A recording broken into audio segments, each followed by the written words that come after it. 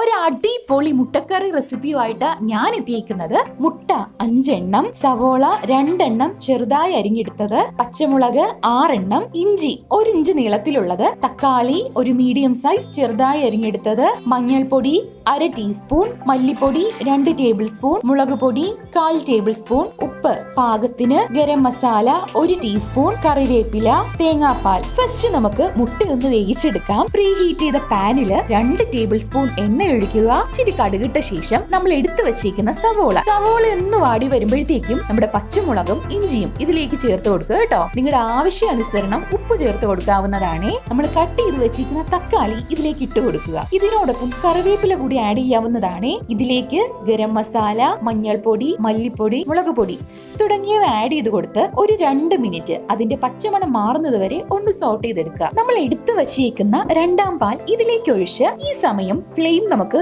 Medium to law ലെവലിൽ keep ചെയ്യാം കേട്ടോ. ഇതിലേക്ക് 1ാം പാൽ നമുക്ക് ആഡ് ചെയ്ത് കൊടുക്കുക. 1 മിനിറ്റ് നേരം ചെറുതീയിൽ ഇവ നല്ലോണം യോജിപ്പിച്ചെടുക്കാം. വേവിച്ച് വെച്ചിരിക്കുന്ന മുട്ട ചേർക്കാം. ഈ സമയം മുട്ട ഉടഞ്ഞു പോവാതെ ശ്രദ്ധിക്കണേ. ചെറുതായി തിളച്ചു തുടങ്ങുമ്പോൾ തന്നെ നമുക്ക് ഫ്ലെയിം ഓഫ് ചെയ്യാം. ചൂടപ്പത്തോടൊപ്പം നമുക്കിത് സെർവ് ചെയ്യാവുന്നതാണ്.